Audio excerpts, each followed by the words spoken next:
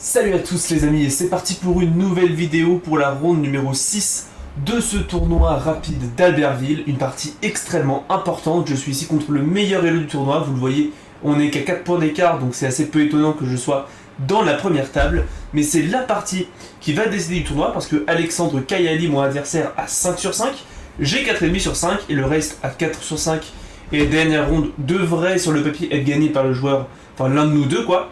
Donc celui qui gagnera cette ronde-là sera très probablement sacré vainqueur du tournoi tout simplement.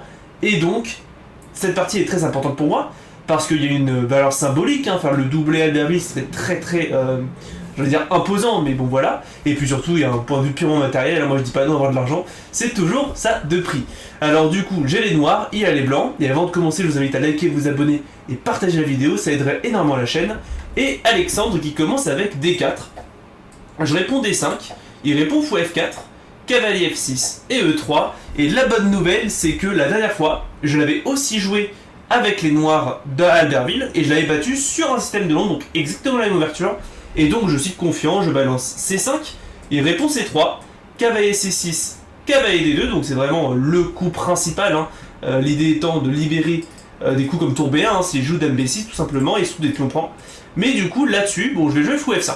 Alors vous m'avez vu jouer E6 en lente, mais du coup fou F5 était le coup principal. Et en fait, j'avais peur de dame B3, mais qui n'est pas dangereux. Et la surprise, Alexandre me joue dame B3. Donc il vient taper le pion, et taper le pion ici. Et là du coup je me dis, ok, je sais que c'est pas dangereux, mais il faut que je trouve le bon coup. Parce que c'est pas non plus si évident. Et là en fait, je vais avoir un trou de mémoire, c'est la première fois que ça m'arrive vraiment en partie, d'avoir un trou de mémoire qui juste m'empêche de me rappeler c'est quoi le bon coup. En fait, je me souviens que l'idée était clairement de jouer avec C4, sauf que moi j'ai très envie de défendre mon pion. Et jouer avec dame C8, ça me paraît extrêmement passif, pareil pour dame D7, donc je me dis peut-être que c'est C4 directement, et sur dame prend B7, cavalier A5, je me dis, je crois que c'est pas dangereux, je crois qu'il y a des lignes où je sacrifie un pion, donc jouer C4 directement m'a pas l'air totalement dégueulasse, et donc finalement, je joue le coup C4, mais c'est une hérésie, hein, tout simplement le trou de mémoire qui a juste fait, qui m'a fait faire n'importe quoi. Ici, il fallait absolument que je joue sur dame D7 pour vraiment venir défendre le pion. Et en fait, l'idée est que sur cavalier GF3, là maintenant je joue sur C4, et la dame n'a plus de moyen de revenir, et cavalier E5 n'est pas possible à cause du cavalier ici qui défend la case. Et même au pire de pire, je te prends la dame, ça devrait être assez gagnant. Mais du coup, je joue C4 et je me dis ok. Le sacrifice m'a l'air bizarre, mais après dame prend B7, je me dis j'ai cavalier A5, et vous le voyez, hein, la dame qui manque un peu de cases, je me dis s'il vient en B5, il y a peut-être fou D7, hein, ici la dame qui manque de cases, et veut partir en A6, et là après fou C8, il n'a pas d'autre choix que de répéter la position, je me dis bon, une nulle n'est pas non plus un si mauvais résultat, et peut-être venir perdre la dernière, on ne sait jamais, et donc je me dis ok, ça va. Mais le problème c'est qu'Alexandre il joue ici dame C7. Et ce coup, c'est celui qui me faisait peur, et en effet, c'est très bien joué. Il vient attaquer mon cavalier, il vient attaquer ma dame. Alors, ça force à prendre tout simplement la dame, parce que du coup, le cavalier n'a absolument aucune case. Donc, dame prend est plus ou moins forcé. Fou prend, et là maintenant, s'il joue cavalier C6, il y a quand même des coups comme B4 qui peuvent très vite arriver. Ça ne me plaît pas. Excusez-moi, d'abord, je commence par cavalier H5, j'attaque le fou. Je me suis trompé dans l'ordre de coup. Avec l'idée que sur dame prend, il y a roi prend, et j'empêche fou C4. Mais il a commencé du coup par B4. Et là maintenant j'ai récupéré fou prend, et là du coup le problème reste le même. Mais sur cavalier C6, il y a carrément B5 qui viendrait attaquer le cavalier, donc du coup j'avais envie de plutôt mettre mon cavalier en B7. Mais autant vous dire que quand je vois que j'ai cette position, je me dis ok, il y a probablement une douille quelque part, j'ai pas dû trouver les bons coups, mais je ne me laisse pas abattre. Je me dis la structure blanche est quand même un peu bizarre, il y a un pion faible en C3. Bon ceux-là ils sont passés, mais je pourrais jouer à 5 pour les stopper, ça m'a l'air non plus pas dégueulasse.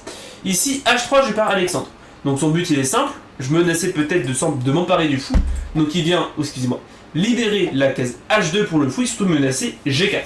Et là je me suis rendu compte qu'ici en fait, Alexandre avait surtout le coup E4 qui était super dangereux. E4 était le coup qui me faisait encore plus peur, parce que là si je prends comme ça, il y a cavalier prend, pion prend et fou prend, et je peux abandonner. Et si je prends du pion, enfin si je ne fais rien, il y a pion prend, fou prend, je peux aussi abandonner, plutôt cavalier prend, pour que le fou défende encore la case. Et après il y a cavalier 3 qui va arriver, c'est totalement perdu. Mais du coup, H3 a été joué par Alexandre, et du coup je me dis parfait, il joue pas E4, donc je peux revenir en F6 avec mon cavalier, empêcher la poussée E4, et maintenant G4 n'est plus une fourchette. Alexandre répond avec A4, donc il pousse son pion passé potentiel. Hein. Ici, vous voyez, il y a un 2 contre 1. Donc si les blancs réussissent à pousser les pions comme ça, ils se feront un pion passé qui peut être dangereux. Mais je joue roi D7, j'attaque le fou. Hein. Je me dis, de toute façon, mon roi n'a pas vraiment de meilleure case. Fou G3, joué par Alexandre. Je réponds E6, je viens taper un peu sur les pions. Il joue cavalier GF3, il menace de se rendre en E5. Je joue fou D6. Il vient en E5, j'échange, fou prend et cavalier D6. Je me dis, encore une fois, j'ai peut-être un espoir à attaquer ce pion C3, même si globalement mon pion de moins est juste net. Donc mon sacrifice a été réfuté. Alexandre qui répond avec F3, donc il se fait un chemin pour le fou, pour se frayer vers F2. Et je joue cavalier F8, je me dis, je défends mon cavalier, qui est très bien placé en D6, hein, il contrôle quand même des cases importantes. Et je menace F6, notez aussi que le cavalier défend la case G7. Donc un peu un coup prophylactique, mais je me dis, bon, finalement, qu'est-ce que je peux faire d'autre? Il répond fou E2, je réponds F6, fou H2, H5, je tente de prendre un peu d'espace sur l'aile dame, il joue roi F2, donc il lit ses tours, G5, G4, attaque de partout, pion prend, fou G6. Et bon, la position s'est un peu complexifiée, j'ai envie de dire. Je ne suis plus aussi pessimiste qu'avant parce que j'ai quand même un plan, c'est-à-dire peut-être jouer A5, en espérant qu'il joue B5, et implanter un cavalier en B6, un fou en C2, et vous voyez, j'ai quand même une faiblesse à taper sur le pion A4. Alors ici, il pourrait jouer A5, mais ça donnerait de fortes cases, notamment d'attaque sur le pion en C3. Donc je me dis peut-être que j'ai du jeu. Il répond fou G3, et du coup je réponds cavalier G7. Alors pour l'instant, ce plan il est simple, je vais juste essayer de tout échanger les tours, comme ça il a plus de boulevard d'attaque, et je pourrais me concentrer sur mon plan de fragilisation du pion en A4. Mais il commence par fou prend D6, roi prend D6 et E4. Donc il prend le centre, et moi j'ai aucune envie d'ouvrir le centre, parce que du coup j'y donnerais énormément de jeu, et donc je réponds A5, B5 et roi C7. Donc j'empêche la poussée, je vais peut-être essayer de m'infiltrer en B6, et encore une fois j'ai ce plan long cours, hein, de peut-être venir taper le pion A4. Ici plusieurs choix pour Alexandre, mais il joue ici roi G2, donc il défend sa tour, il menace peut-être de prendre, sauf que vous le savez, c'est le plan que j'avais, et donc je me dis, bah en fait j'ai envie de jouer cavalier 8, cavalier D6, C8 et B6 pour vraiment taper le pion en A4, donc je me dis, bah pour ça, le problème c'est que la tour est en prise, donc je vais tour à F8.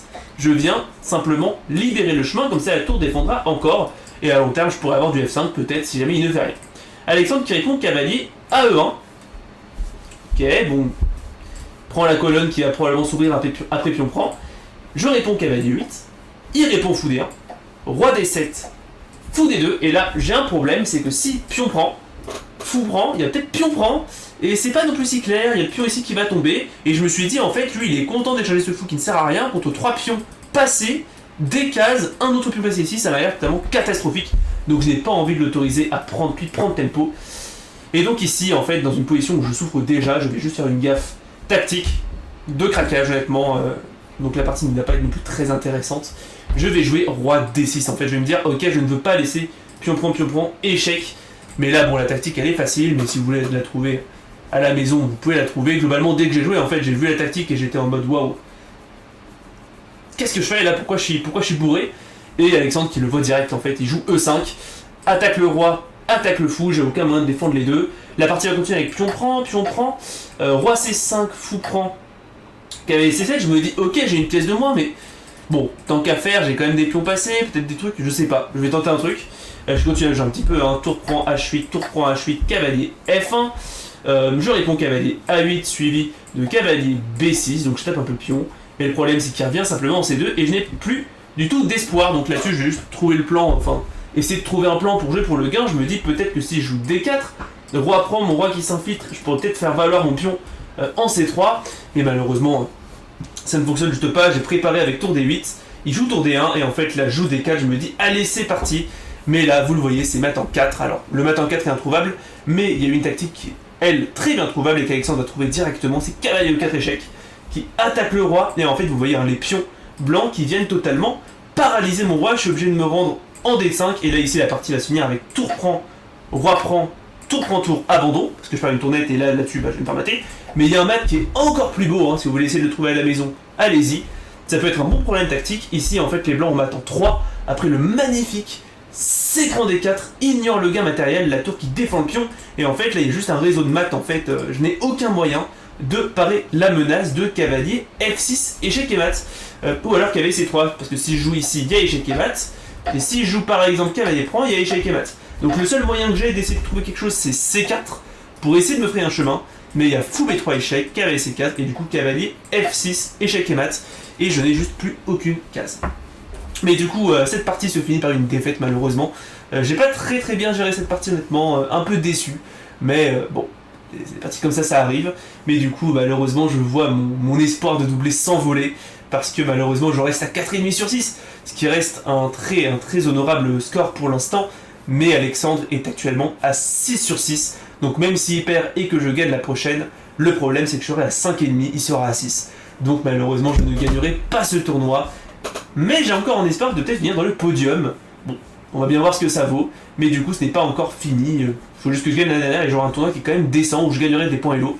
Mais du coup, j'espère que ça sera le cas. On verra ça dans la ronde de demain, la ronde numéro 7. J'espère que la vidéo vous a plu. Je vous invite à liker, vous abonner et partager la vidéo si c'est le cas. Ça aide énormément la chaîne. Et du coup, je vous dis à demain pour la ronde numéro 7. Dragoniapin. Tchuss!